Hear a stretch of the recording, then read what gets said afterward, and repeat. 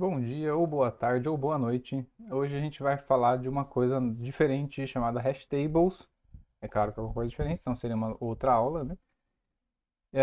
Mas antes de falar exatamente o que é isso, eu vou dar uma intuição do porquê que a gente precisa desse cara e qual que é a ideia por trás dele.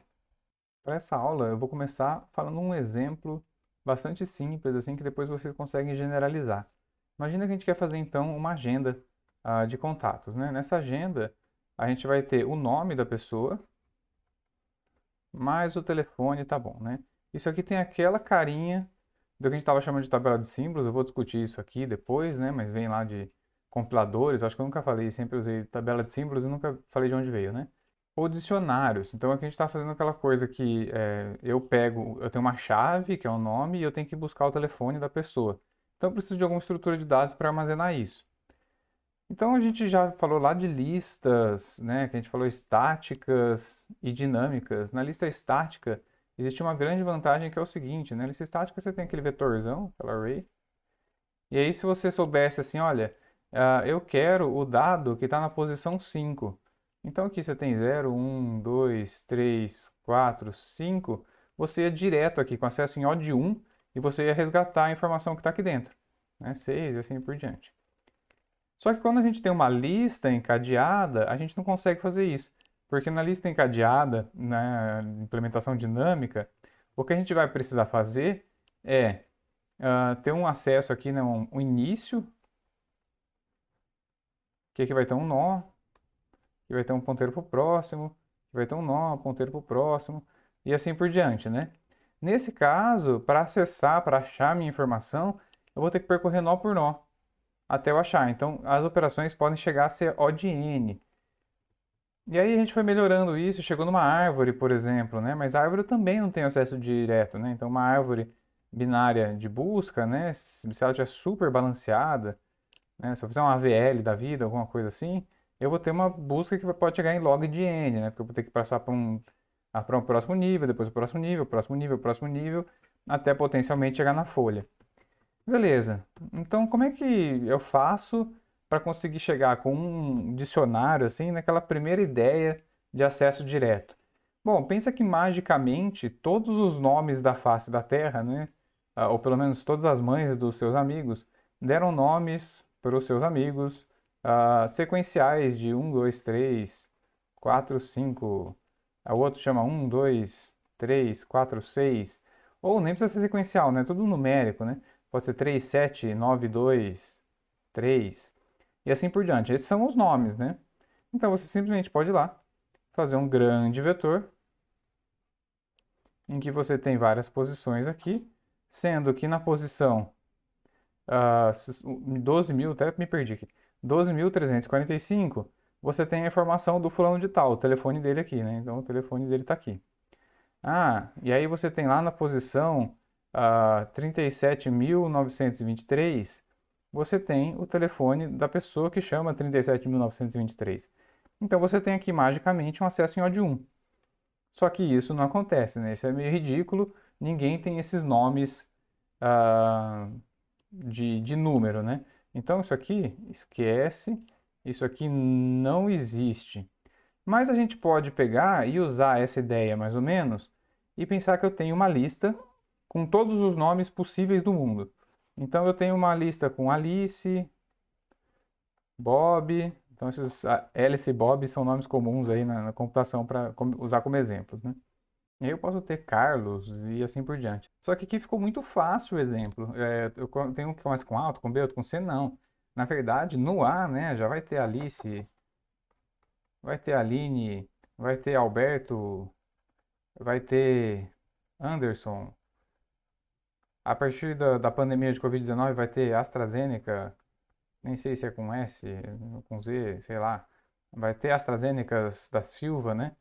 E assim por diante. Então, eu não consigo também ter uma lista com todos os nomes possíveis. Então, um jeito ainda, então mais um aqui que não dá, né? Um jeito ainda que eu posso usar é o seguinte, eu vou lá e faço um vetor. Eu delimito qual que é o tamanho máximo, número de caracteres, né, que eu vou ter. Então, vamos supor que é 20. Então, essa é a primeira posição que vai ser a pessoa que chama tá, tá, tá, A. Na verdade, nem é isso, né? A pessoa vai chamar só A. A segunda vai chamar AA. A terceira vai chamar AAA, porque eu posso ter os caracteres vazios aqui, né?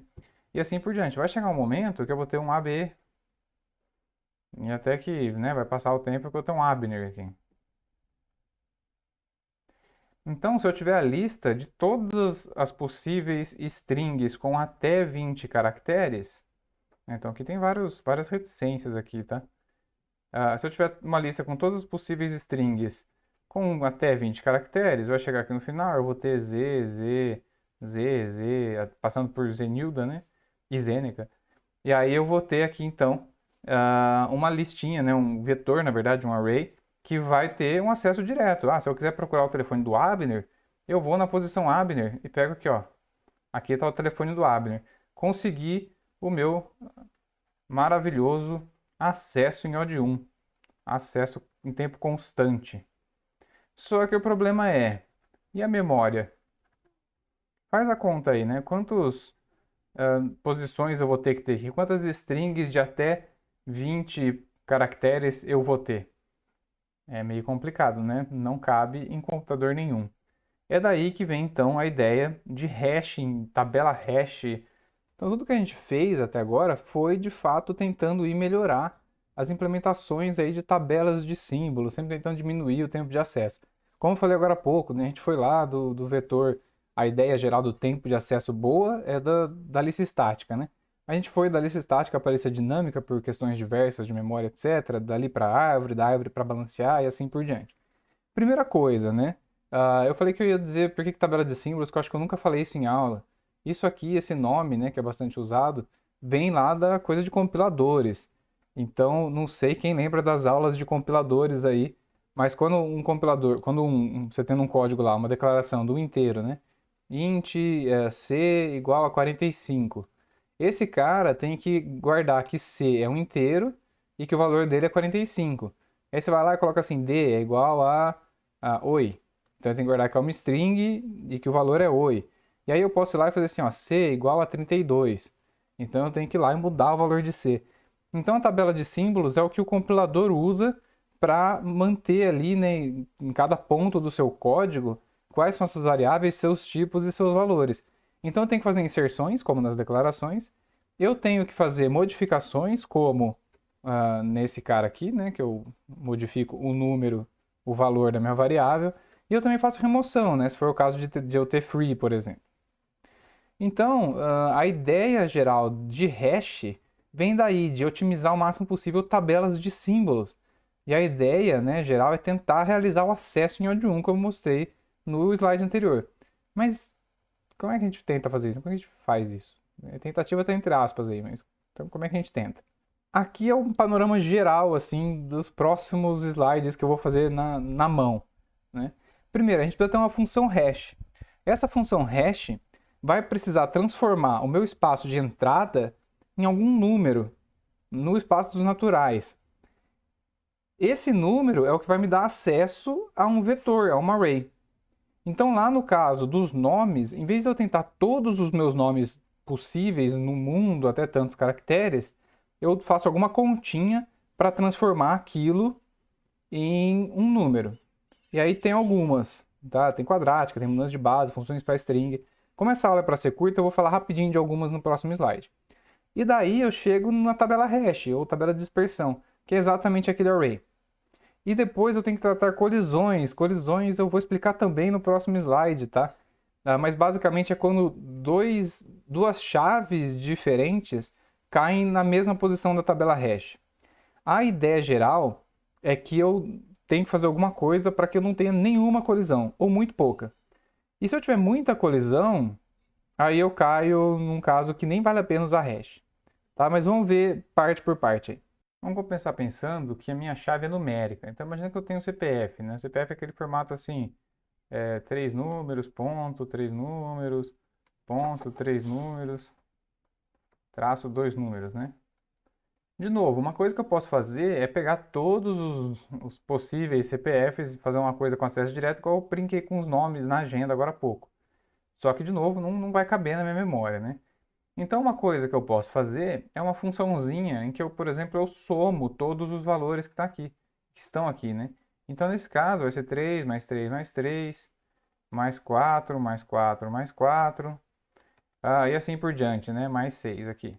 Eu não sei quanto vai dar isso, não vou fazer essa conta, tá? Mas isso aqui vai dar um número muito grande. E para todos os CPFs, de repente eu posso ter 999999999, isso aqui também vai estourar, isso aqui vai bem para longe, né? Então uma coisa que eu posso fazer é simplesmente tirar um mod. Então eu falo que o meu vetor lá, meu array, vai ter tamanho 1024 no máximo. 1024 nem é uma boa, um bom é número primo, mas depois eu chego nisso. Vai ter 1024, eu faço um mod 1024. Então eu somo todo mundo e faço um mod 1024. Quando eu falei no slide anterior que tem uma função quadrática, então eu vou fazer isso aqui, ó, 3 ao quadrado mais 3 ao quadrado mais e assim por diante.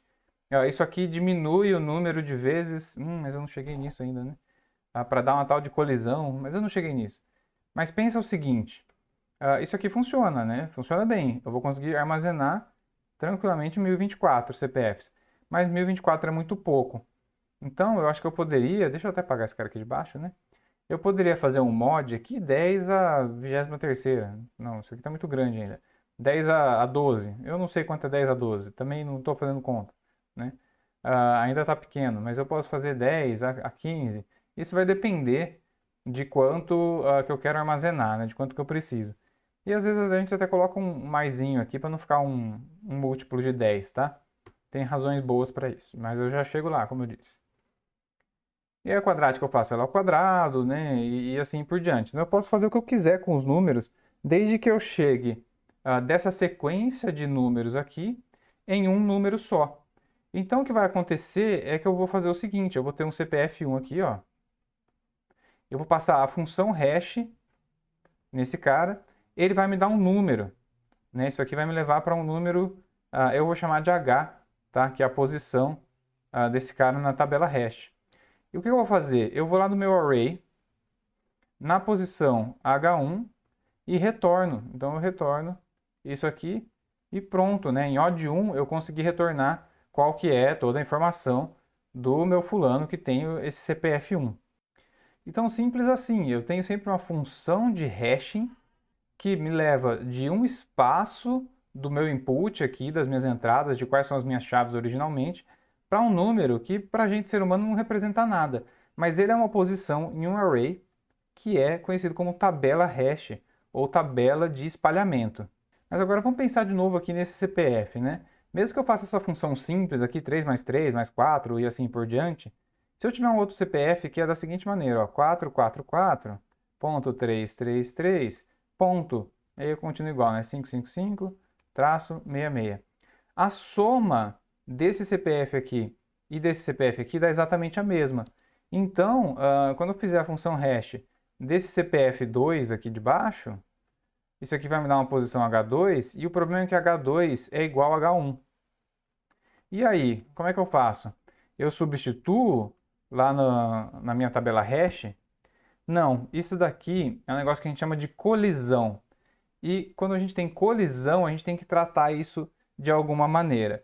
E daí vem questões de encadeamento. Eu já vou entrar exatamente no que são esses encadeamentos, mas eu posso dizer basicamente que eles são tratamentos de colisões para evitar que eu cubra a informação que eu já tenho lá na minha tabela hash.